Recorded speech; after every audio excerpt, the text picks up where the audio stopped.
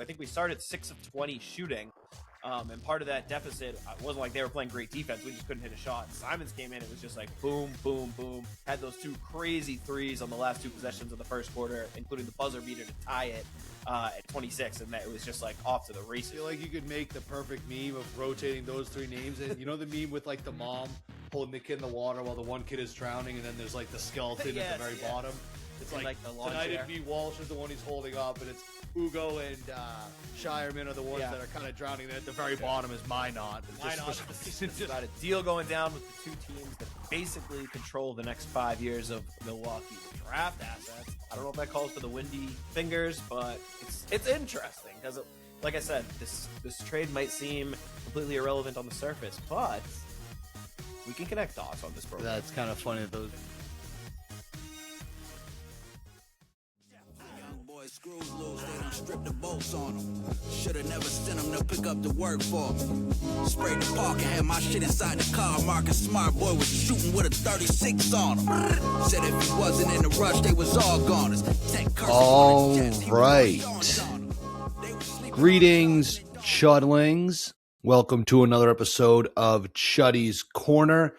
It is Sunday, February 1st. Happy February to everybody. Celtics get the month started off just right. 107-79 win against the Milwaukee Bucks. 79 points is a season low for the Celtics defense. Least amount of points we've let up this season.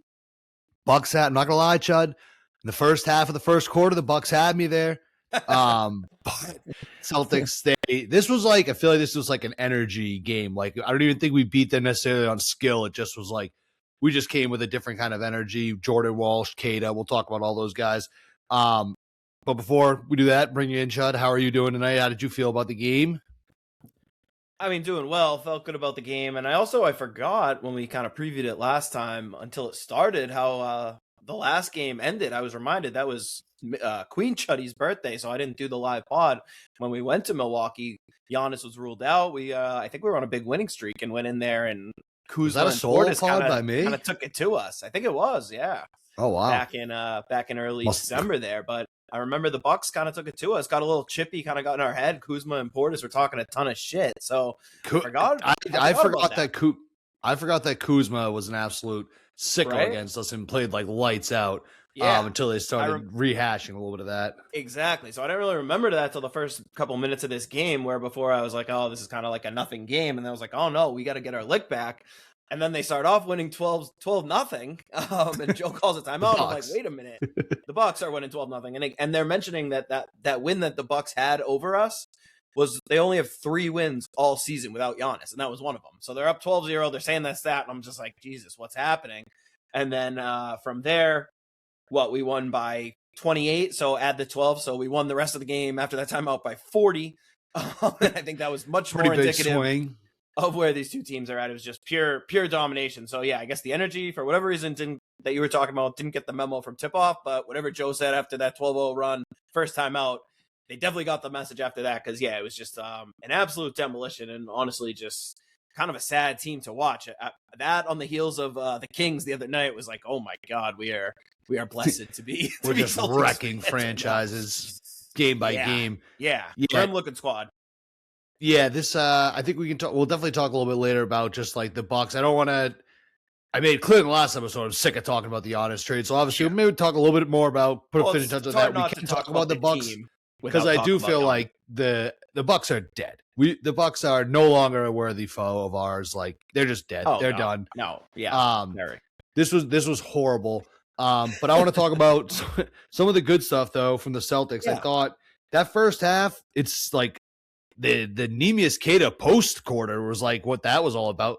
Like this, the moves. Like I didn't know he had this in his bag. I think, I put it out on Twitter sort of as like a little tongue in cheek that where he ranks as far as the centers. I said Jokic, Wemby, Queta. And like, I mean, a night like this, it certainly starts to live up to that hype. I mean, we gotta, you're probably gonna name like 3 or 4 centers I'm forgetting right now, but it's just kind. Yeah, you can't do that on a night like tonight. We'll save that for another night. Yeah, I mean, you had Drew was calling him Nima Lajuan, and it was warranted after some of those moves around the basket.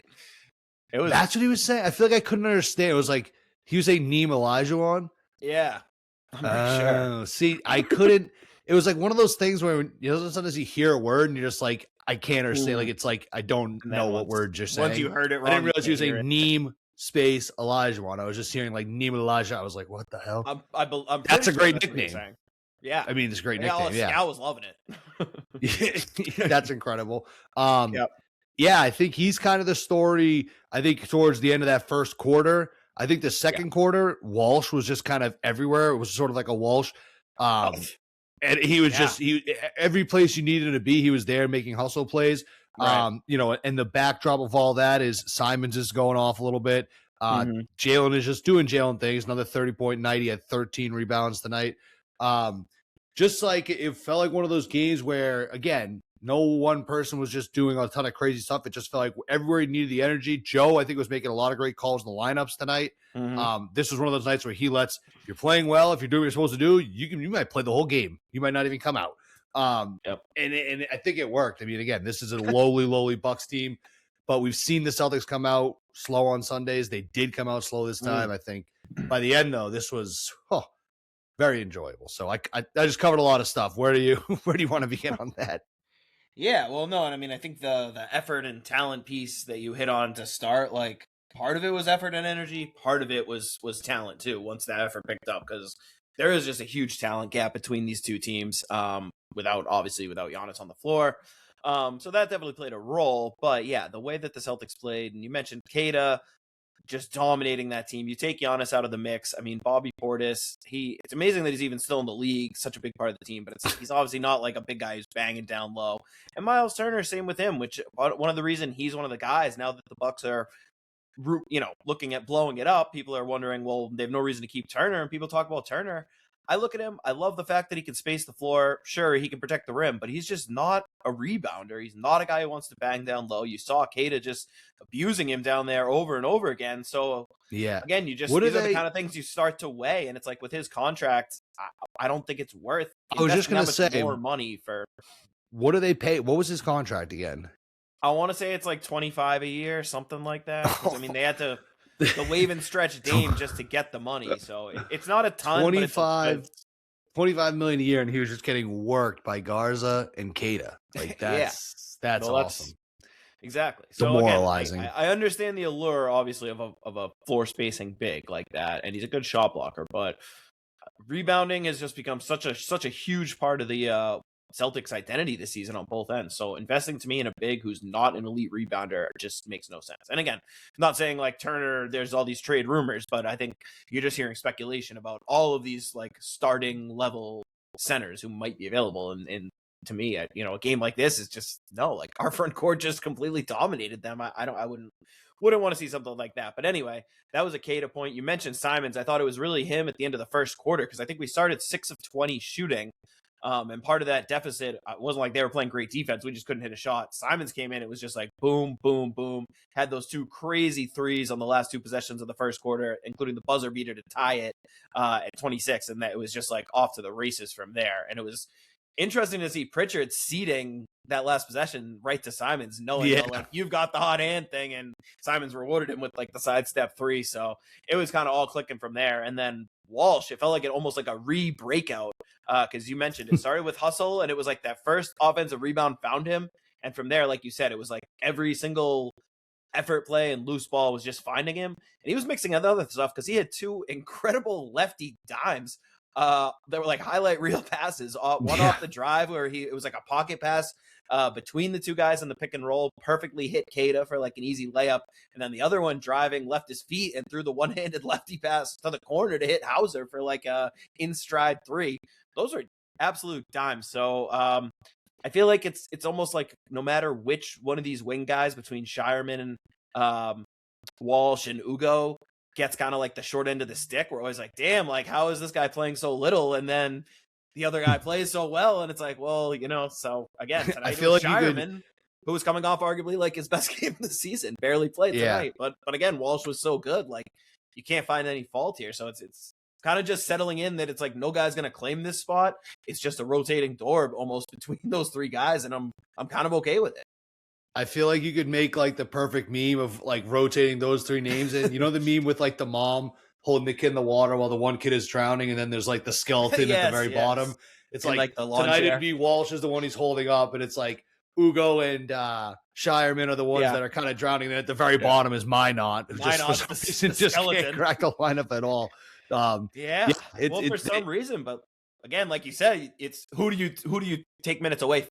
And I know, but I feel like when Minot was playing, we'd be saying the same thing about like Shireman. We'd be like, well, who do you take minutes away from? Right. Like, so I know. I wonder if it is a thing of Joe just trying to have different guys ready, or if he's just kind of played his way out of that. But I don't want to go on a whole Minot tangent tonight. But I was, as you were describing those three, I was like, Minot, like he was kind of in that, but now he's the guy at the bottom right now, unfortunately. Unfortunately for him. But yeah, this was I thought Walsh, I think Shireman, he didn't play much, but I thought he did have a couple. He had one play. I'm trying to remember exactly what it was. He had some like great defensive play, and then he got a rebound and basically pushed on a fast break. I think he had the assist or whatever to end that play, but he played well. But it is weird. Played best game. That's the thing. It's not like any of those guys played poorly or did anything to lose minutes. It's just Walsh came in and was immediately just like, the way he was playing is like, you can't take me out. And they kind of mentioned it that, I'm sure it's a friendly competition, but it is really a competition for those minutes. So it is cool to see those like Walsh going in, and you can almost feel him playing with a higher intensity level of like, I gotta earn my spot and prove I should still be out here. And tonight, and I feel like he's been a little on the outs lately anyway. Right. So tonight I think was sort of this like, okay, well, now he's trusting me. And again, credit to Joe in those situations. We've talked about it a lot. Absolutely. Where he just is sort of like, okay, I might typically be going with another guy here, but the way he's playing, how can I take that guy out? So it's true. And he was pushing the right buttons. We've constantly mentioned, going back to that early season Joe press conference, that like at the time we were cracking up and it was a joke, but the more the season plays out, the more it was serious. When he was asked about his weird substitution patterns and he just deadpanned, he's like, there is no pattern. And it's just like, it's true. It's like, how do you get ready for this team? You don't even know, like, we're basically 50 games into the season. They're the number 2 seed in the East. And even like fans like us who are diehards and follow every game, go into each game like not really having any clue who's going to play and when. Like, I know that I'll see speculation, but even sometimes the starters, I don't know who I'm going to see. Yeah, right. Other than like, might get a heavy dose of Garza and Derek are pretty much locked in. Nimi's like largely locked in, and Pritchard too. But I mean, beyond that, it's any given night. It could be just about any other combo. Yeah, it is. It's good, and then credit to him because it's whatever it is, it's working. And tonight, it was one of those games where you could tell it was just like need energy boost, need someone to inject something into it, and you know that it's going to have to come from one of those three that you just mentioned. And in this case, it was Walsh. With the energy. Simons, I think, with the scoring, and then Kata just with the like dominating it down low. Like some of the stuff he was doing with the ball in the post was crazy. I didn't. If that's a wrinkle he's mixing in, he's quickly becoming the best Portuguese-born post player I've ever seen. Very quickly. He might be there already. No, but I mean, it is true. Another thing, early in the season we talked about the one dribble rule with Cato, where we're like, any possession where he dribbles more than once is hold your breath. Yeah. And now he's like, he went to the basket left-handed and dunked. He's doing fake dribble handoffs and spinning to the hoop, and like he's actually making plays. And I think we almost take for granted like the leaps and bounds he's still making. Like he made such a big one even to start the year, but it's like game to game, night to night, he's doing stuff that we're talking about tonight that he never would have dreamed of doing even at the start of this season. So it's like the ceiling for him is still potentially, who knows? Like he's already made this much progress with basically just getting a chance to actually play.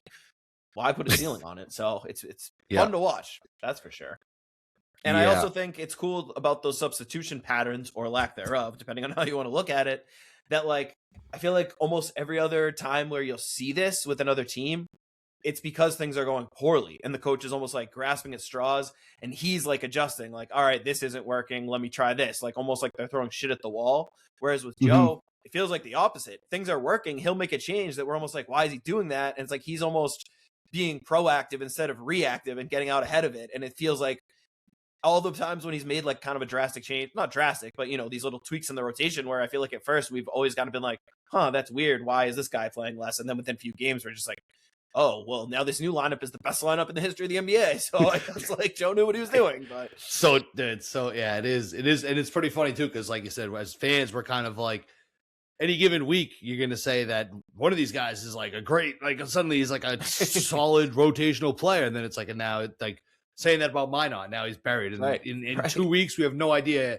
It could be saying the same thing about Ugo, wondering where he is. Like, and Minot's suddenly playing a bunch. Yeah. It's fun. It's fun. I think, I honestly think just like on a quick Joe side tangent, like I haven't looked at the numbers, but is there, like, what do you know, like for coach of the year, like he's got to be almost like a lock, right? Well, I wouldn't say a lock, but he's definitely up in the mix. I mean, I think the Pistons Bickerstaff, obviously, with what they've done is pretty crazy. Jordan Ott for what the Phoenix Suns have done in the West is pretty crazy too. But yeah, I mean, he's definitely right there in the 2 seed with losing Jason Tatum. Like, come on now. No, I mean, for sure. Dylan Brooks did that in Phoenix, if I could say that. That's Dylan Brooks. That's culture. They brought in the Dylan Brooks culture. No. We love Brooksy on this pod, but Jordan Ott deserves a ton of credit too. He's been an awesome We're coach. Pro Brooks, but sure. not anti Pro Brooks. Yeah, not definitely at chill with that. Ott? No. They're both, I think, but again, if they don't finish in the top 6 and the Celtics get the 2 seed, like that's. Let me see here if they may have coach of the year odds, right? Need a sports book to sponsor us because I could shout you out right now. No, I know. Can't stop opportunity for every sports book. Per some unnamed sports book. Let me see if I can see awards. I don't think you'll see it, but while you're looking, I'll also mention you talked about what a nice, like, good regular almost Jaylen game it was, and it absolutely was. He really got going in the third quarter, especially with the scoring. Oh, yeah. But when I shout out his rebounding too, what a beast he was on the glass all game. And there was one trip or one part of the game where we had fallen off a little bit. They had gotten it down to maybe 14 or 15, and he came up with 3 huge defensive rebounds in a row over their bigs that were just like grown man rebounds. So we keep talking about it to the point where it seems like we're almost taking it for granted. But what Jaylen keeps doing night to night, just like inserting himself in the game and taking those spots of like, what does my team need right now? And seemingly whatever that is, he goes and does it. And tonight, maybe it felt, needed to go in and secure the glass where they were kind of battling around with the slightly bigger lineup at times than what we were going with. And sure enough, he goes in there and gets what he finished with. I know he had 30 and 13. 13 boards. Yeah. I think he had 8 or 9 at half. So can you imagine if he's bringing that kind of rebounding skill out there when Tatum is back too? If both of them are out there patrolling, getting double doubles out of our 2 like wing guys. That'd be yes. It's a fun. All right, I'm getting ahead of myself here. Getting a little excited. Fair enough. I got to temper the expectations per Chris Haynes. Yes, and everyone else involved. My Haynes brief's getting a little tight thinking about it. All right. Anyway, what else? I mean, Jaylen's obviously I thought Derek White played all right tonight. We kind of been waiting for like a Derek White sort of like scoring at least kind of night. Like we said, when he's not playing well, it's just like shooting. Right. He did have one corner 3 that went behind the basket. I got a little nervous when I saw that. Not great. Turning around from there, I think that would have been. And you can only go up from there. 2 threes in the first few minutes, so it's like, all right, that's much more. Yeah, I think he finished like 17 points too. Yeah, fine game. Again, now that I think the Broncos are out of the playoffs, he'll get back to normal around focus. Here. Exactly. All right, do you have anything else you want to talk about on this game in particular? Just relating to the Bucks, I think it's like we've talked about a couple teams this year where we've come out of the game saying like that really is the grimmest situation in the NBA. I think you very easily could say that about the Bucks, if not for the fact that they have this potential like golden ticket with Giannis. But I think it kind of watching them play tonight underscores how like why the Giannis trade is such a big deal, because they absolutely have to nail it or they are just completely fucked. Like, what is there to hope for other than whatever they get back in that deal? It's not much, like, because none of those guys. Yeah. Ryan Rollins is a nice story. He played well. Like, they did a great job finding him, but it's not like he's going to be a superstar or a building block for this team. Obviously, as of now, like, I don't think they control their own pick until maybe 2030 or 31. So, yeah. So, if anyone else, I know you're getting a little sick of the Giannis trade talk, but. No, this is. I feel like this is a fresh. I feel like this is a fresh perspective to take on it, where just the importance of the Bucks actually nailing it, because it is like you think about even the Mavs, who everyone agreed thinks got fleeced, with the Luka trade. It's like even if they just took Luka away from the Mavs, that team was still decent, So even though they didn't nail that trade, they're not completely screwed now. You're right though. If the Bucks walk away from that trade with just not a whole lot to show for it, there's no other. Who could they even trade? It's not like they'd be getting if you had Kuzma or Turner or Portis. Going to the pawn shop to trade in something, they're like, this isn't even real at all. You're like, oh my god, that was a family heirloom I had. It's just I can give you 20. Best I can do is $20 for it. There's nothing they got to value and no reason for hope. So yeah, they need to get a ton of picks or a young star or two, and won't be easy, but it's very, very important. As you just crucial. It's critical they don't fuck this up. Yeah. Okie dokie. Do you have anything else you want to do for this game? Should we pay a couple bills, tuckle around the NBA? Yeah, that sounds good. All right. Chuddy's Corner is sponsored by Mario's Roofing. Roofing Mario's, siding Mario's, windows Mario's. Just got to call Mario's. They do it all. It's Mario's Roofing, but they got siding, they got windows, they got you covered. At Mario's, we pride ourselves on quality, safety, and value. We wouldn't do anything to your own home, or we wouldn't do anything to your home that we wouldn't do to our own. Call Mario's today. Ask them about their winter specials. Again, it's never the wrong time of year to at least get the process started on your roofing, siding, and windows needs. So the first step is calling Mario's, 781-344-2420, or you can visit them online anytime at mariosroofing.com. That is Mario's Roofing. We won't soak you in order to keep you warm and dry. Chuddy's Corner is also sponsored by Nick Perino Real Estate. All real estate needs, you got to go to Nick. Nick is diehard Chuddy head, diehard Celtics fan, season ticket holder, an OG, if you will. He takes everything Celtics very, very passionately, and he takes that kind of Celtics style and approach to the real estate world. Tricky fields to navigate. You want someone in your corner who you can trust, who you can just kind of have some faith to know that they're always doing the right thing. Kind of like what Brad Stevens and company have done for the Celtics. That's what Nick Perino can do for you in the real estate world. So you got to go to nickperino.com, NickPeraino.com for Nick Perino, the official realtor of Chuddy's Corner. Wow, I know that's true either way, but that's high praise for Nick. It is. I know it is high. You're yes, right. The Brad Stevens of real estate. Yeah, it's fair though. As far as good deals go, he's the guy to do. All right, thank you, Nick Perino Real Estate. Thank you to Mario's Roofing. All right, around the NBA, Chud, what's going on? When's the trade deadline again? The 5th? Yep, this Thursday at 3 p.m. So we're getting there. We're very much getting there. Creeping up on it. What's happening? We've had a couple trades go down in the last 24 hours. Last night, which was weird because usually we have a long kind of string of trades leading up. We had the Trae Young trade, of course, a week or so ago. Felt like that might be the first domino, open up some floodgates. We haven't really seen it a lot. I think it's definitely held up by Giannis, like it or not. But we're starting to get some smaller moves. So last night we had Cleveland acquiring Keon Ellis and Dennis Schroeder from the Kings. So we just played the Kings and mentioned good Lord, they need to blow it up. They didn't waste any time, did just that, traded 2 of their backcourt members and got back DeAndre Hunter from Cleveland, who hasn't really lived up to expectations since getting traded to the Cavs. And the Cavs also have gotten great play out of Jalen Tyson, who they drafted. So I wanted to get him more minutes.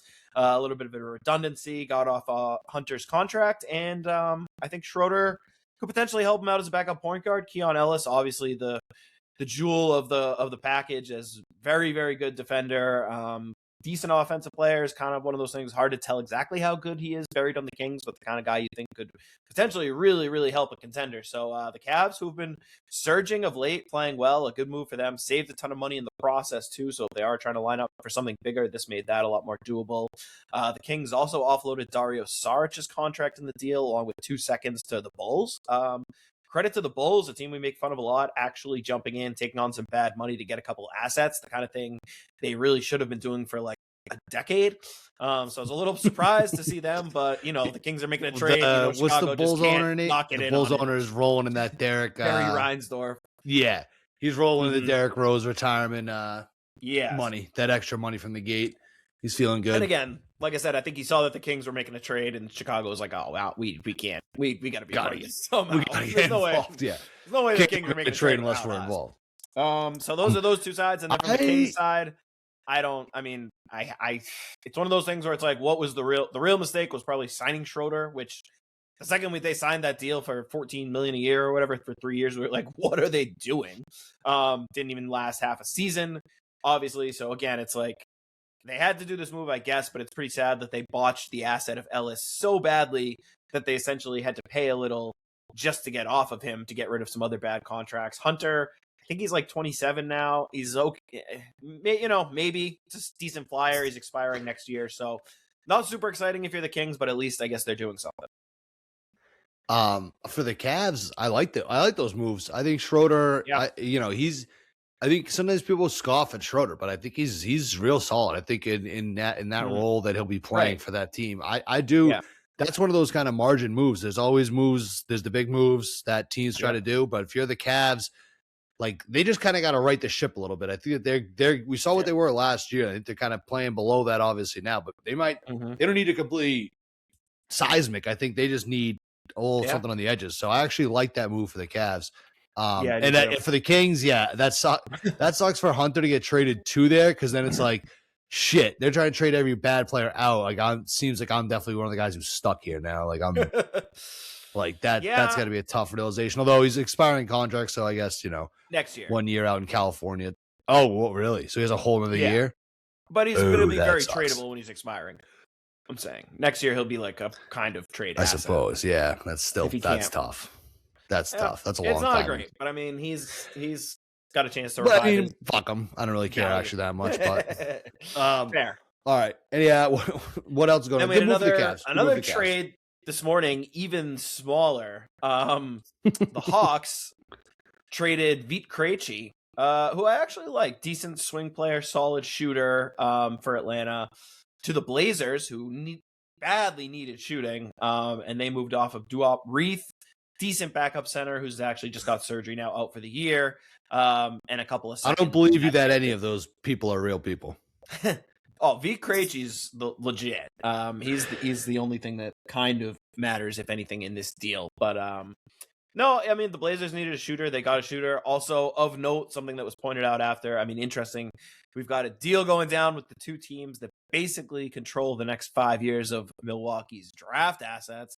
And Vit Krejci, heading from Atlanta to Portland, has the same agent as one, Giannis Antetokounmpo. So I don't know if that calls for the windy fingers, but it's interesting because, like I said, this trade might seem completely irrelevant on the surface, but we can connect dots on this program. That's kind of funny that those two teams just trading the Bucks picks around them, just like, hey, you want the Bucks pick? I'll give you one of my Bucks picks for your Bucks pick. Yeah, all right, sure. Yeah. If they start doing that, that'd be real good. Is that possible? Like SpongeBob Patrick outside and Squidward inside the window? Maybe we'll see. Watching the Bucks picks get traded, not the Bucks. We'll see if this leads to. Well, the Bucks picks didn't get traded in this deal, to be clear. It's just a deal by the two teams that hold them. Oh, okay. So it's like, I thought they were doing a precursor to something else. It's still just funny that you see like those two teams are making a deal, and then you see, oh, this is what the deal is. Like, okay, yeah. I mean, yeah, that's could be a small move to pave the way for a bigger one. Who knows? It's something. A journey of 1,000 miles begins with a single step. Bingo. Everyone knows that. Yeah, exactly. All right. Anything else around the league? So those are the two trades that have gone down. Okay. Then we just actually, during recording, you probably haven't seen, the All-Star reserves were announced. So would you like me to read those to you on the air? So did this just happen? Because I saw a lot of people were trying to push for a last-minute push for Derek White to get they were announced named to the All-Star game.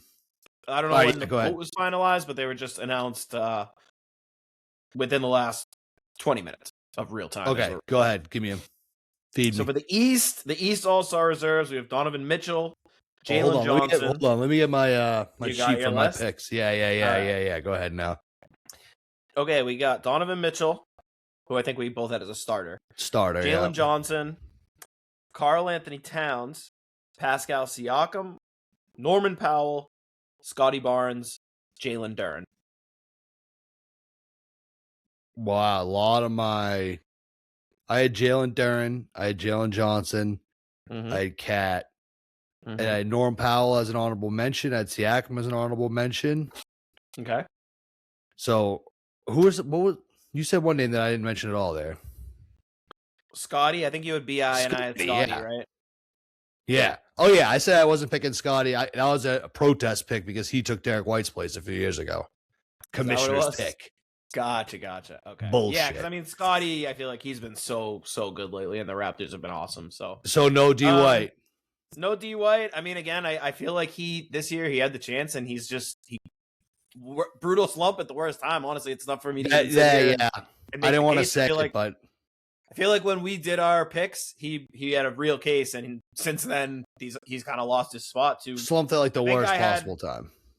I think I had him over Siakam, and I think since then it's just been a tough case to make. So, I'll happily use it as fuel, as some kind of mini snub or whatever. But it's hard for me to sit here and say there's any great miscarriage of justice going on with any of these picks. Fair. All right. Then I mean, I think those are all fair. Yeah, sorry. Go ahead. Right, the West. So, and then in the West, our reserves were Anthony Edwards, Jamal Murray, Chet Holmgren, Kevin Durant, Devin Booker, Denny Advia, and LeBron James. No. Yep. That's insane. Hold on. So you read those a little fast for me. You said actually, I forgot. My West reserves were such a joke. I wasn't even close. I had Dylan Brooks on there. Yeah. But if you're just in real time trying to think in your head, okay, who got snubbed? No Kawhi, no Sengun, and those are probably the two big ones. Those are the two biggest snubs. Did you say Devin Booker? I mean, Booker made it. Yeah. Avia made it. Yep. No James Harden. No Harden. No Kawhi. So Chet Holmgren is, I guess, because I knew OKC was going to get two people. Exactly. And then Steph was a starter. Did you say Jamal Murray? Yep. And then it's really the LeBron pick.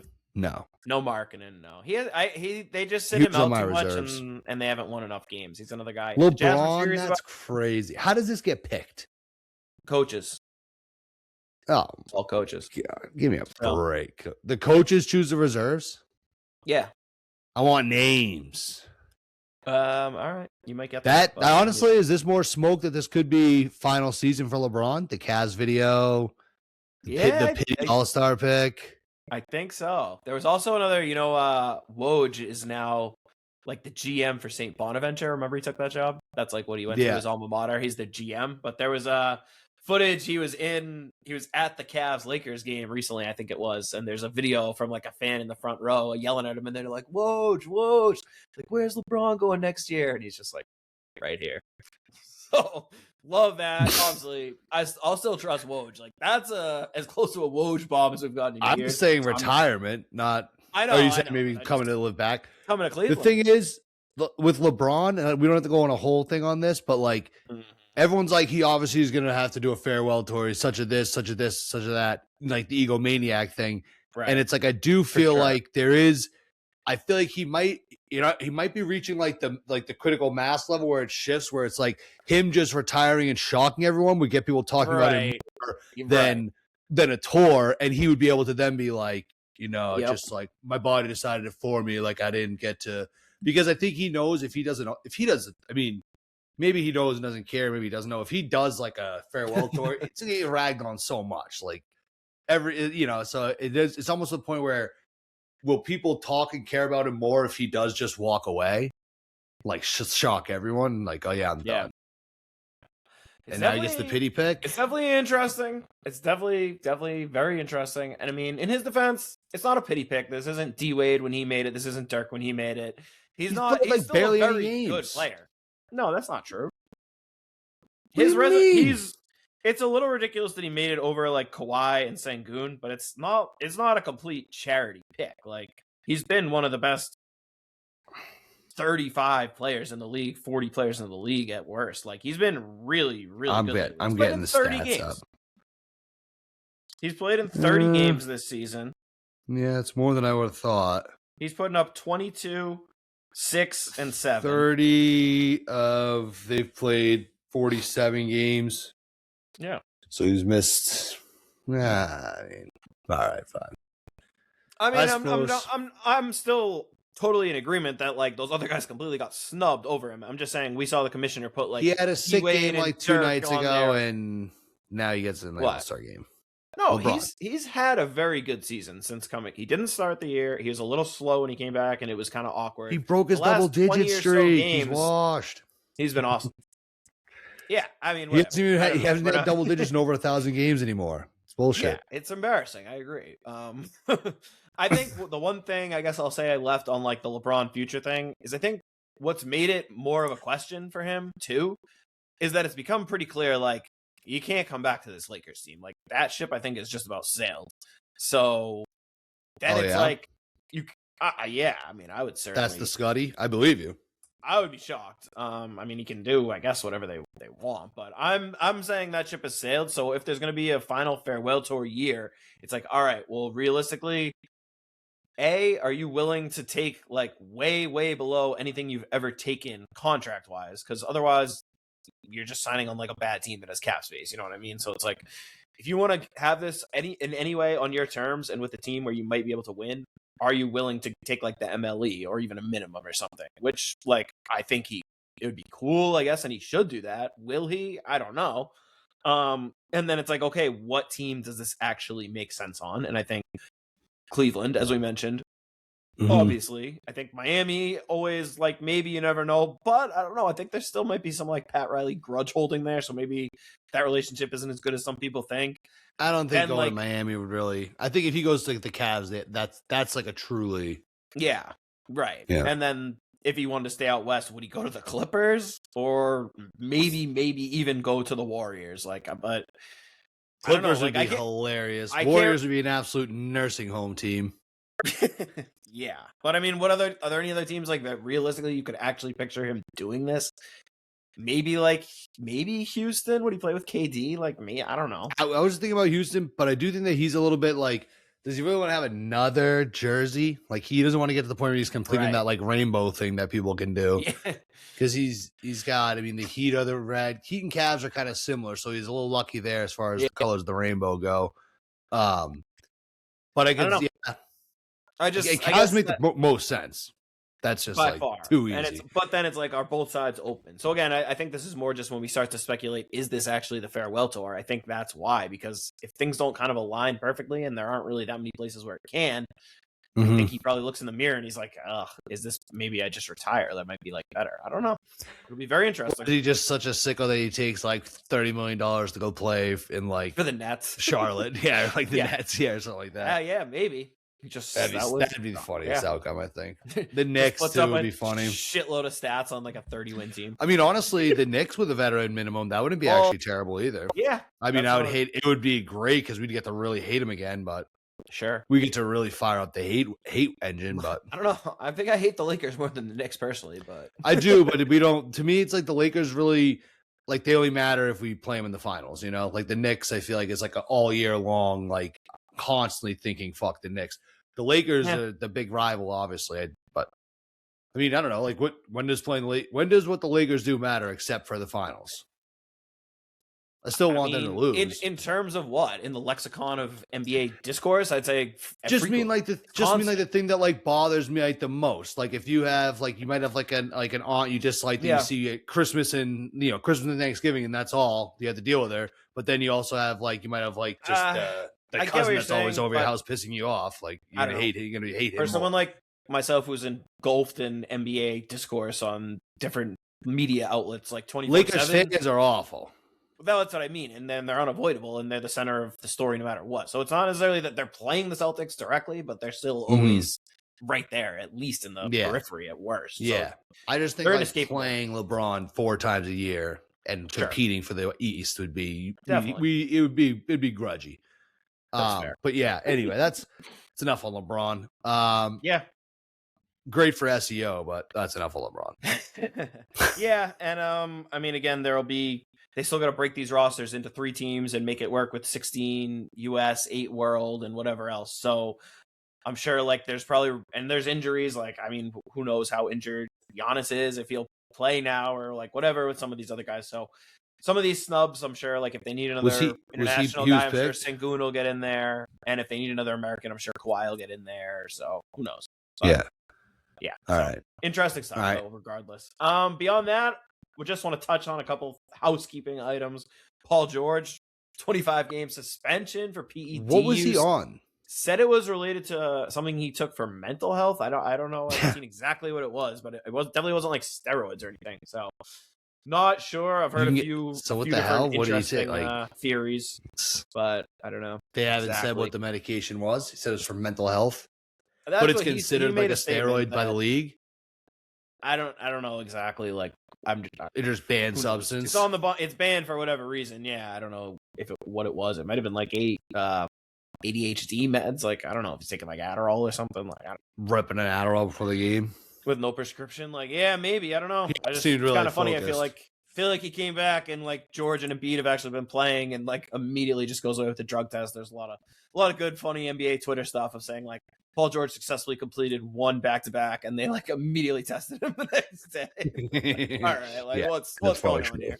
So a lot of other people saying that the Sixers just switched his and Embiid's piss. So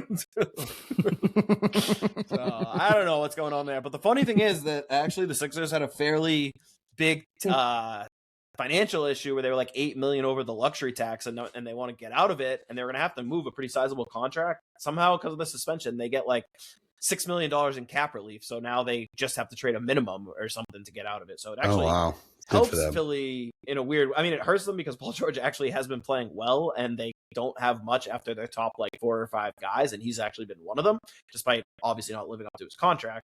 But in that financial sense, they were going to have to trade either like Oubre or Grimes, like someone who's actually good and helpful for their team, and now they don't. So it could be a blessing in disguise. Those things usually aren't for that organization, but may not be all bad news for the Sixers. Well, good on you, Sixers. Mm-hmm. And then the other thing, which happened a few days ago, but we definitely should have mentioned, is that Steven Adams out for the season. Sucks. Huge injury for a potential contender in the Rockets, and a big part of their identity was playing 2 bigs and just destroying people on the glass. No one better than them. And Adams was honestly a huge part of that. Like their offense is basically either just like Durant, difficult shot making, or just get it on the rim so we can offensive rebound it. And without that, like they have Clint Capella, who's I guess for your third center, you could do a lot worse, but huge loss. Yeah. And we like Steven Adams too. We're Steven Adams bud. Oh yeah, absolutely. Love the Aussie. Mm-hmm. All right. Is that all for around the NBA? All for the program? Yeah, I think that's a show. All right. Great job, everybody. We'll be back here on Tuesday night for the Celtics. They're playing the Mavericks, or is it Houston first? It's Mavericks then Houston. Yeah. So we'll be back Tuesday for that. Celtics tonight though get the big win. Their seventh win of 25 or more points this season. That's the most for any team in the East. Wow. So it's a nice little stat to close the show out. Check us out. Chuddy's Corner is available wherever you get your podcast at, YouTube, anywhere like that. We also stream live after every episode on Twitter/X. You can find us at Chuddy's Corner. We're live tweeting the games. We're live showing after it. We're here after every single Celtics game. There's a new episode of Chuddy's Corner. So thank you, everyone who's listening. Make sure you go and hit that follow button, hit that subscribe button, call your friend, call your grandma, call your uncle, tell them all to do the same thing. And we look forward to seeing them back here on Tuesday night. Take care. Peace out, Chuddy Heads.